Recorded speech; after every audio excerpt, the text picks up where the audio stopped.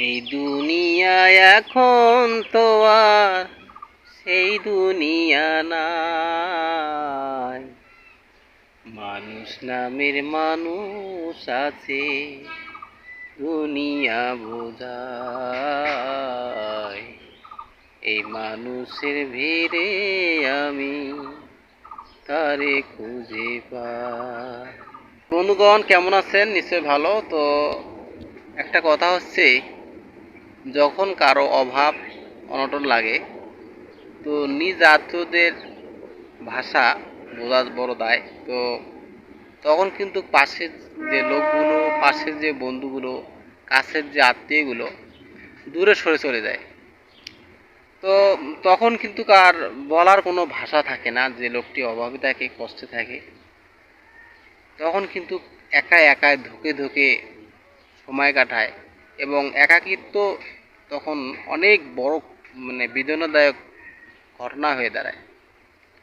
তো আসলে কি জানেন, আকাশে মেঘ কিন্তু জমায়, কালো হয়, সাদা হয়, বৃষ্টি হয়ে পড়ে যায়।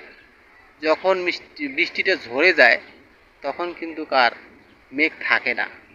আবার পুনরায় মেঘ কিন্তু নতুন করে গঠন করে। তো এই জন্যে মনে করেন যে মানুষের ব্যথা বেদনা, তারপর দুঃখ কষ্ট, এগুলো কিন্তু সব সময় থাকে না, এগুলো কিন্তু চিরস্থায়ী নয়, এগুলো এক সময় কিন্তু শেষ হয়ে যায়। তো বিপদ প্রত্যেকটা মানুষেরই আসবেই, সময়ে অসময়ে বিপদ আসতে পারে। আর মানুষ মাত্রই ভুল, মানুষের বিপদ হতে পারে, ভুল হতে পারে। তো এই জন্যে যে নিজের কাছের লোকগুলো দূরে সরে চলে যাবে, তাদের ভাষা অনেক কর্কট হবে, তাকে কোনো সাহায্য করা যাবে না, তার থেকে দূরে সরে থাকা লাগবে। তারপর তার বাসায় গেলে আত্মীয়তার পরিচয় দেওয়া যাবে না। এরকম শব্দ কিন্তু আমাদের সমাজে অহরহ হচ্ছে।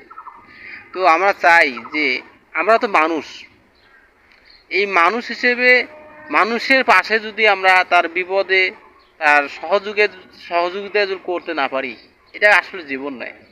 তো আমরা সবাই সবার বিপদে দুঃখে ভালোবাসায় আমরা পাশে থাকব, এবং তার ভালোবাসা দুঃখের যে অনুভূতি, সেটাও নেওয়ার চেষ্টা করব।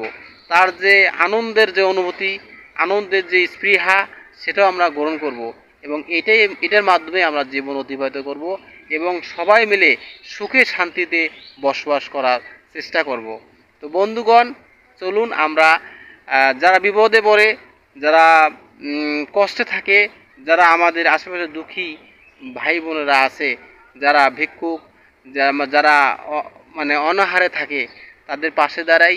আমাদের নিজ আত্মীয়দের মধ্যে অনেক অনেক লোক কষ্টে আছে, অসুস্থ হয়ে আছে, তাদের পাশে থাকি, তাদেরকে দেখি, তাদেরকে আমরা সময় মতো যে কাজটা করার দরকার আমরা সঠিকভাবে আত্মীয়তার পরিচয় দেই।